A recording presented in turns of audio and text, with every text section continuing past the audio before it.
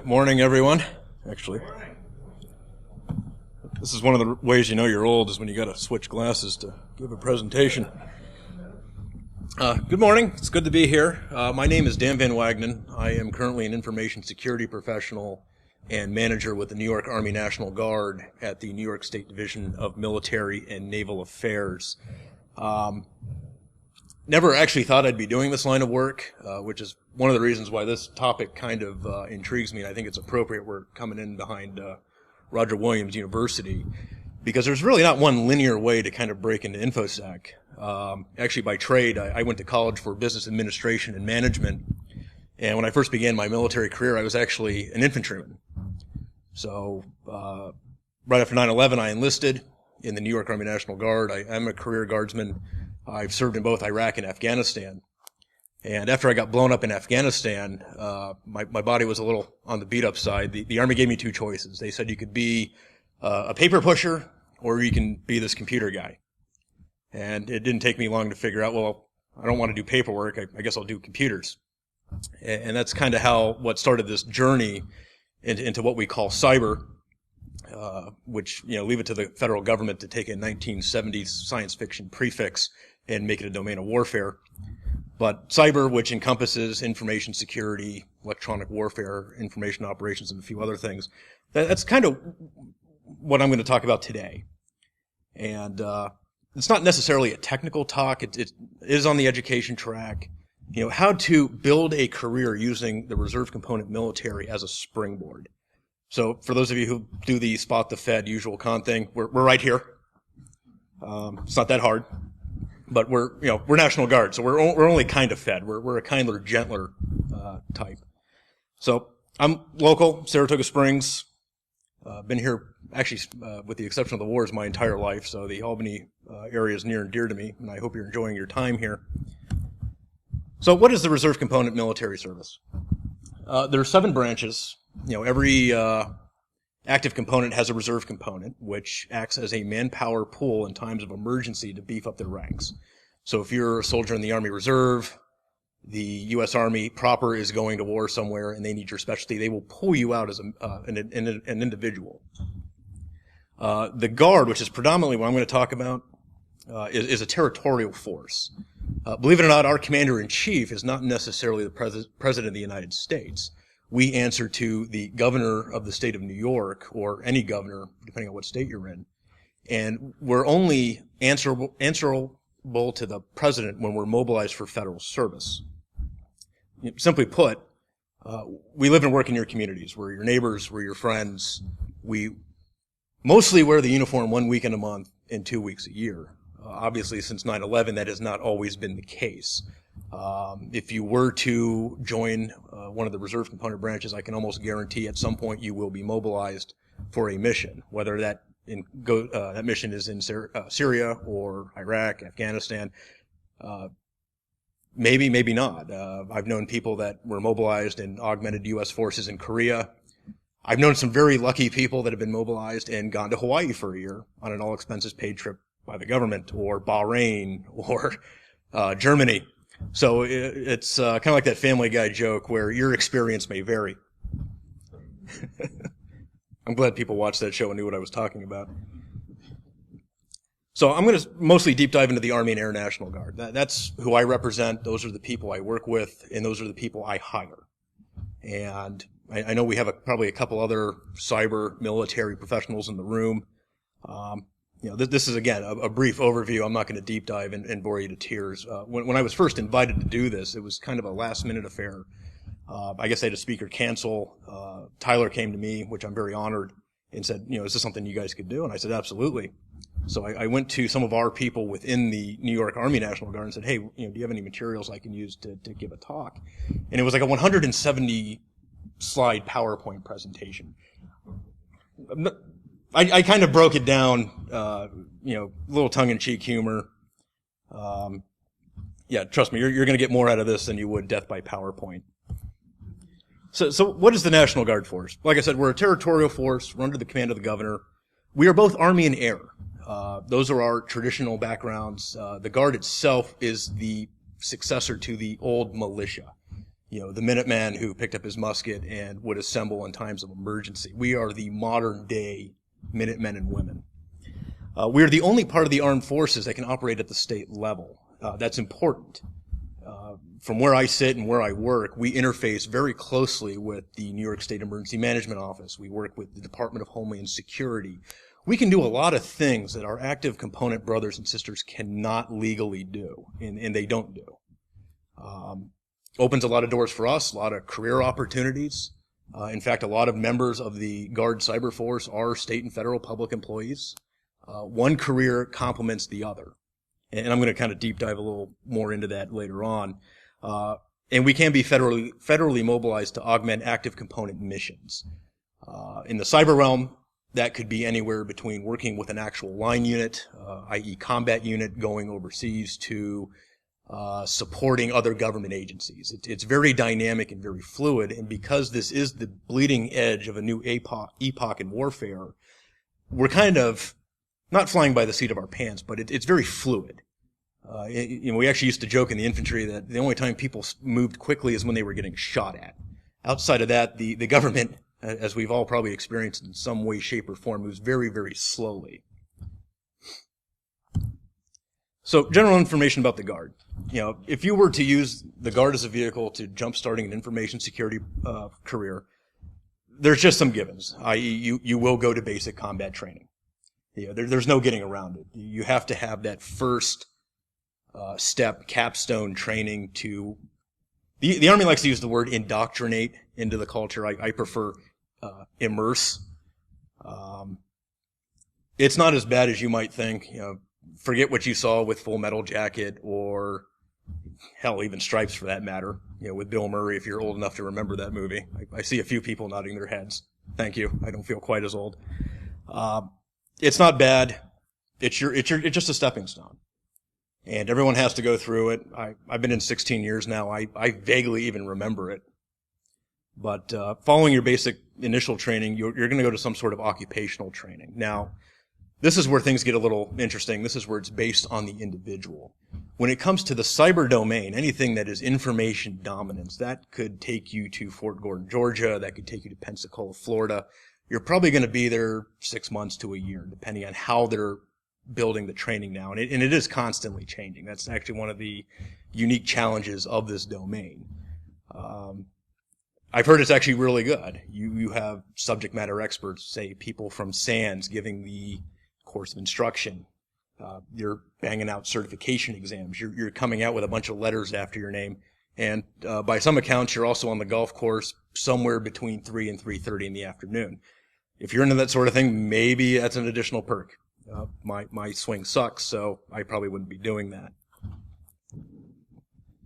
So this is about as ugly as it gets when it comes to the military culture.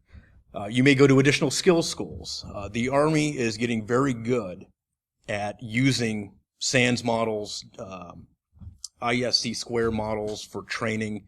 So everything you're doing is going to be industry set. There's nothing really crazy, except maybe some of the satellite stuff where you're learning it strictly the military way. Everything is based off a NIST or some sort of previously existing standard. And finally, everybody in the Guard does a 6-year service commitment. And I know that probably sounds like a lot to people, but your initial contract, if it's 1 week in a month and 2 weeks a year normally, it's going to go by surprisingly fast. I know at the end of my first enlistment, outside of the Iraq deployment, it seemed like I had just enlisted.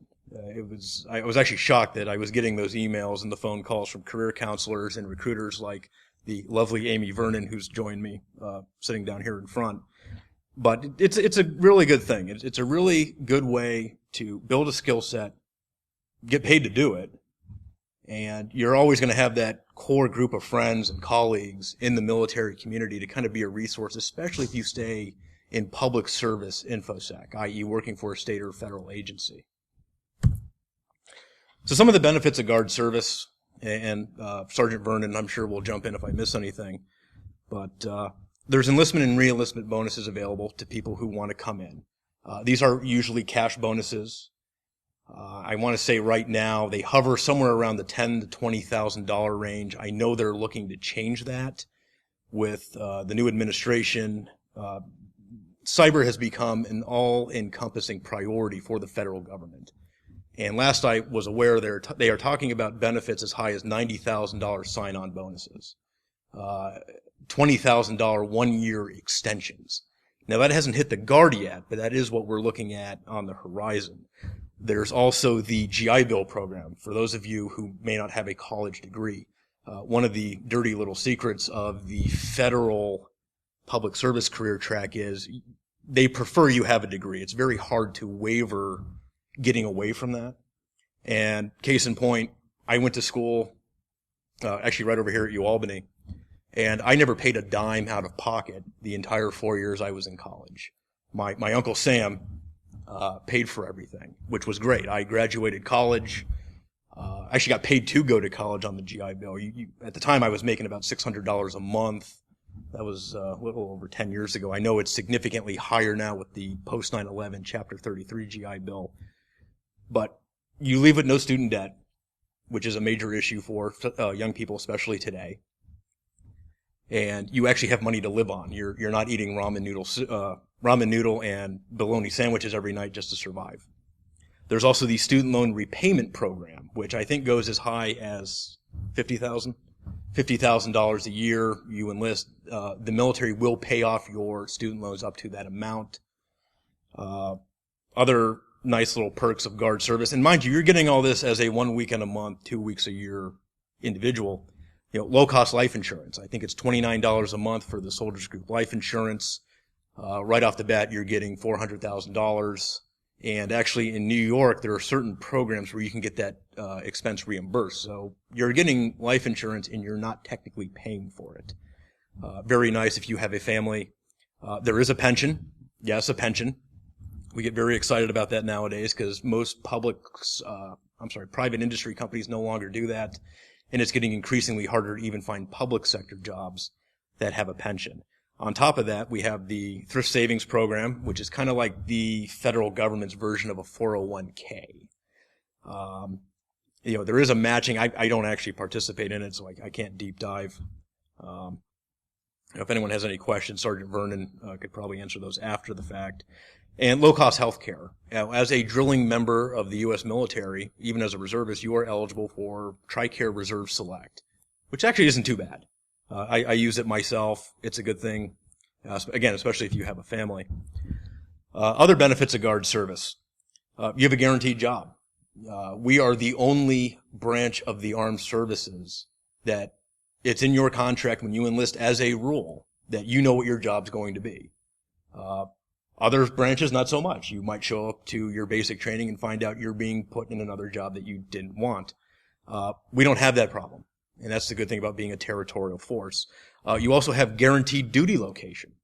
So, do we have people from the southern tier here? Lower Hudson Valley? One. What about Adirondacks? One. Western New York?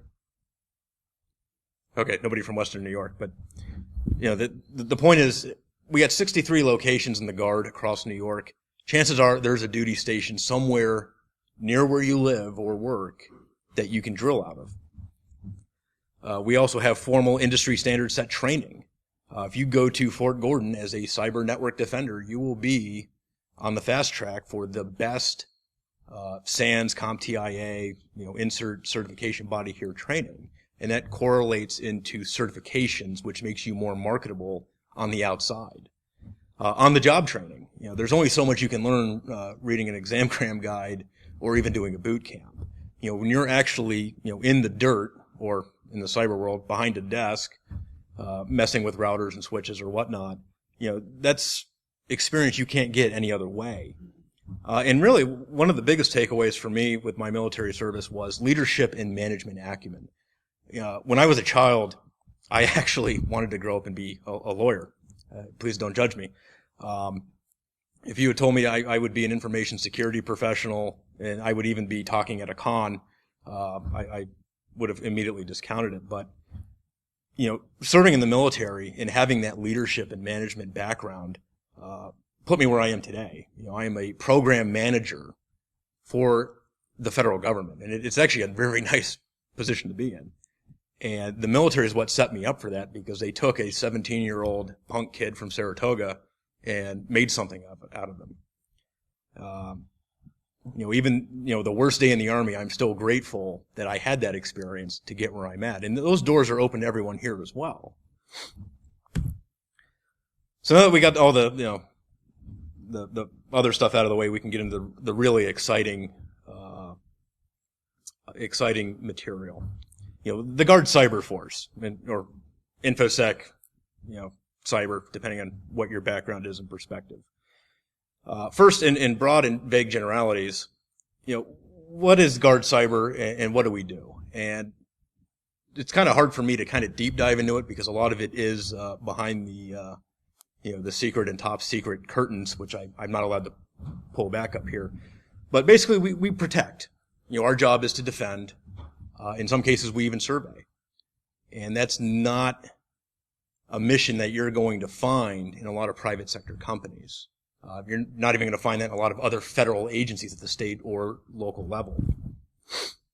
Cyber is the new domain. 100 years ago, we only had the three main domains: land, air, sea. And in the last half century, we've seen space. And in the last, I think it was 2009, when the Department of Defense codified what is cyber. So now we're waging war in the intangible. That phone in your pocket could be just as lethal, or I would argue more lethal, than the bullet in a 30-round magazine that the infantry guy is carrying into combat. Because that rifle, you could kill somebody with one shot, true.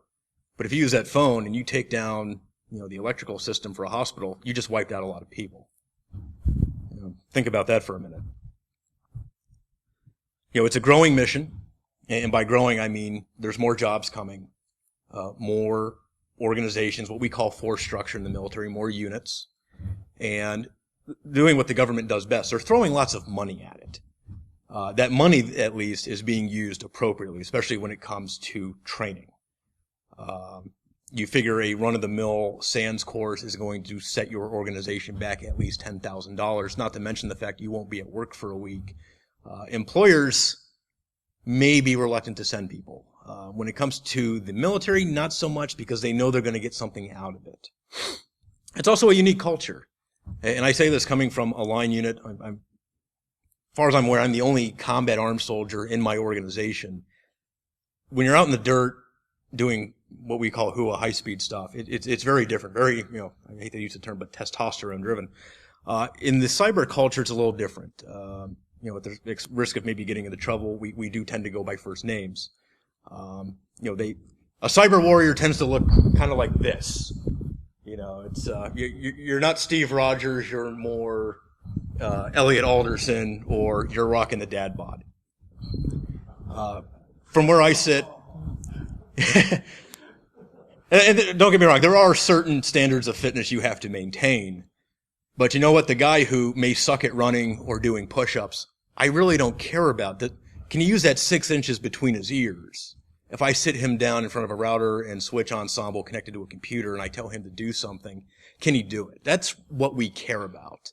And I'm not saying you're going to find that uniform across the military, but that is unique to the Guard. And I actually think it's a positive thing. We want people that are competent.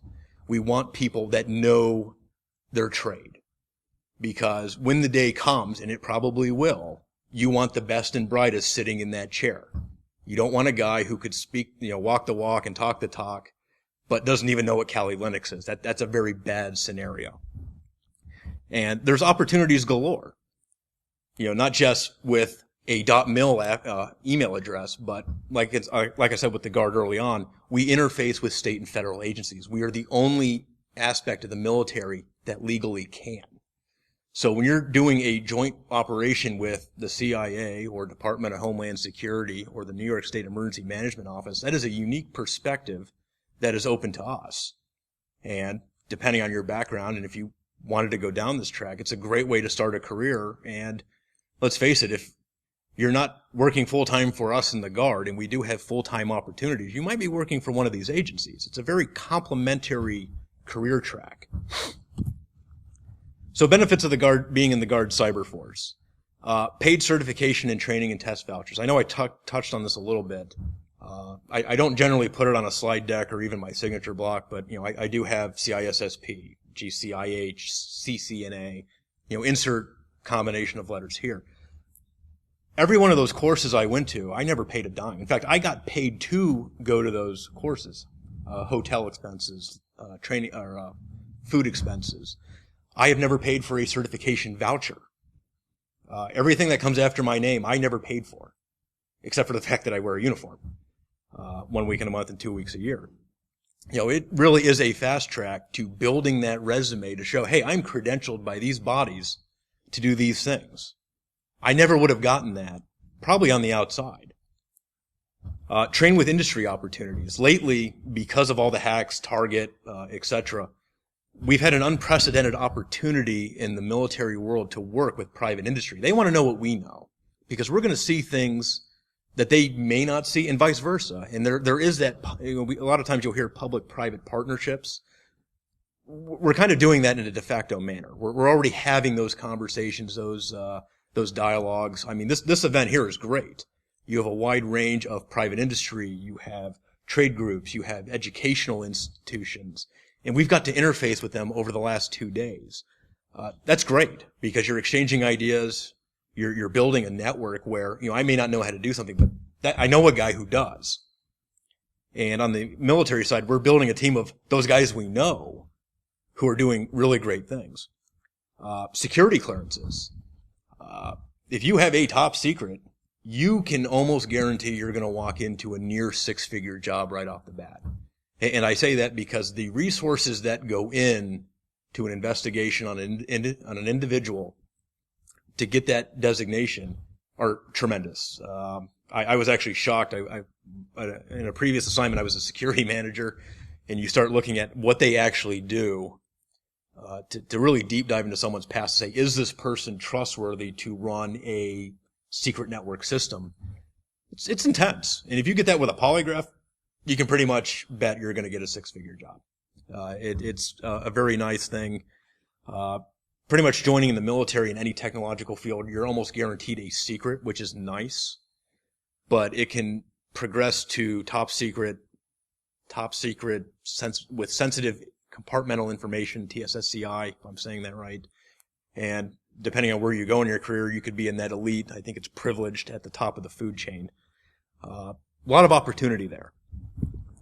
And everything you're going to do as a guardsman or any sort of reserve component military is going to complement your civilian career.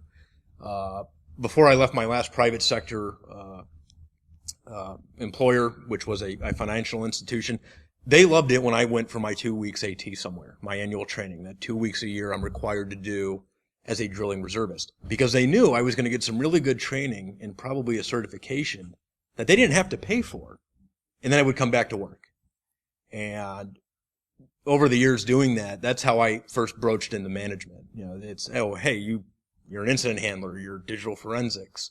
We want you to do this. We want you to spearhead this endeavor, because suddenly you have a COO telling his CEO that, hey, we got a guy who's qualified to do this. And we didn't have to pay for it. So there's opportunities there. There's opportunities with mission sets, especially when it comes to networking. Without getting too deep into it, you deal with like Title 18 forces, which are your federal government areas. You have Title, 50 intelligence. You get to interface with all these different communities.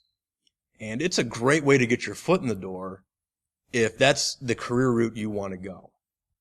And I can't stress that enough. I mean, anyone who's been in this field for more than a day knows it's all about your network. This exponentially grows your network almost overnight. So it doesn't matter if you're a young man or woman getting ready to go to college, or maybe you're even still in high school. I mean, it's never too early to start planning ahead and just take opportunities as they come. Like I said, I never thought I'd be here doing this. I mean, this is great. And thank you for coming to this. And lastly, to paraphrase our current Secretary of Offense, James Mattis, we get to do the stuff you'd otherwise go to jail for.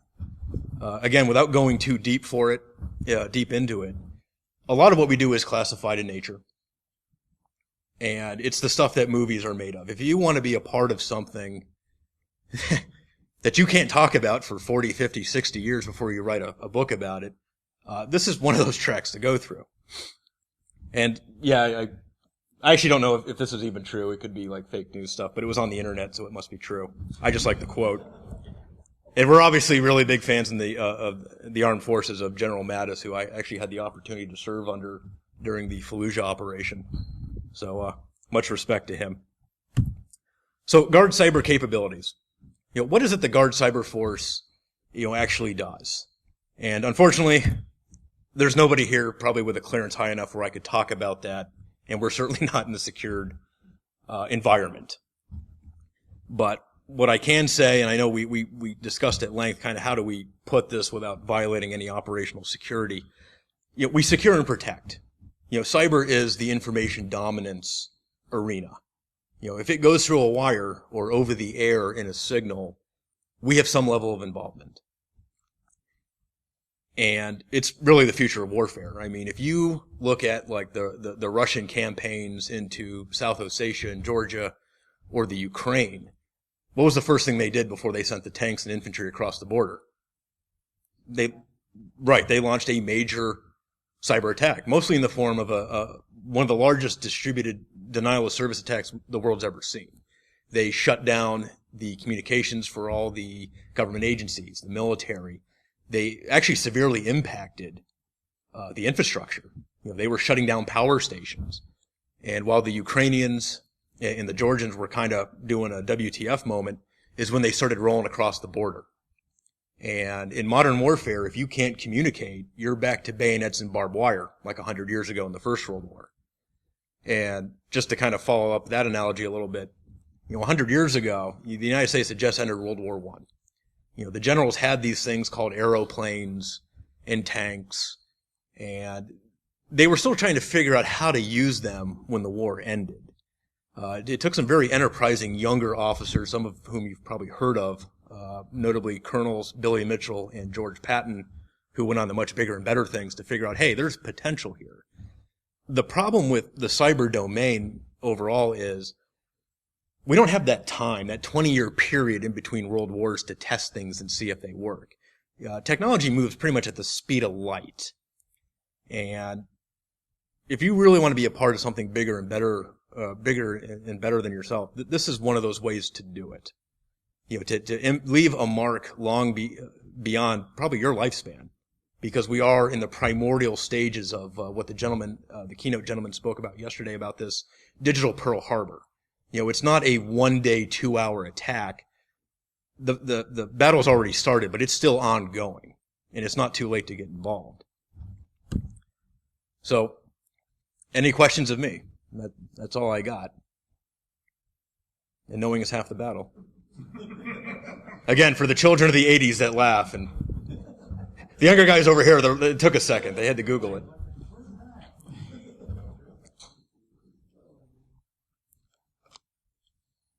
I've got a question about the secret top secret clearance. Does that ever kind of curtail your ability to talk to, I'll say, other elements of our community? Short answer, yes and no. What it does is it gives us certain restrictions, because we do get to do secret squirrel stuff. But there are some concepts you can kind of have a dialogue with someone, and we want to have outreach to communities like this. I think it's very important from where I sit, and again, I'm just one program manager, to have dialogue with private sector, other public sector elements, trade associations, these types of gatherings, the cons. And there's things I learned here that I would never learn anywhere else. And we can't really reciprocate with specifics, but sometimes we can even concur or non-concur with maybe a trend, that sort of thing. It really is kind of a restraint, but unfortunately due to the nature of the work, it's something we have to abide by. I don't know if that answers your question or not. So, a fair amount of my side hobby is working with, we'll just say, people who have run on the wrong side of time. Okay. That's how I get in trouble. And I found that affects sometimes when I talk to people in .gov, they're like, you seem to know a lot of stuff. I'm like, well, yes, that's my job. If I was wondering if that, well, it's not for me, but for other people who are sort of both 1 foot on each side, is that, would that get you in trouble? It could. There's a certain level of ambiguity, and we are very cautious. And that's why in dot mil circles you hear a lot about a private-public partnership. Mm-hmm. You know, having some sort of vehicle for that type of exchange maybe is on the horizon, but I don't know how we're going to get there. At least, this is just Dan Van Wagenen speaking. I don't know how we can kind of do that. But yes, I certainly don't want to run afoul of the wrong side of 18 or 10 or 32. So I don't want to be one of those people you're having to defend someday.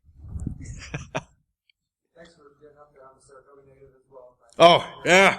Blue streaks. Yeah, just looking at the picture here, did you make that? I did tweak it a little bit, yes. You did?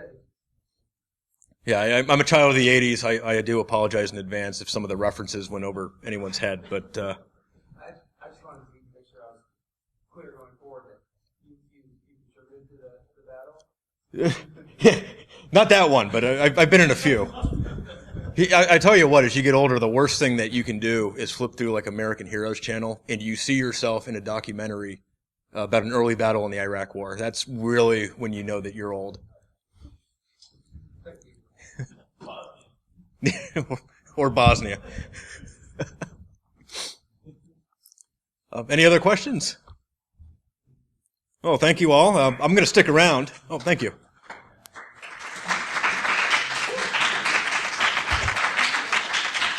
I mean, by all means, I'm going to stick around, so if you have any questions for me or the lovely Amy Vernon on the actual recruitment process, feel free to come up.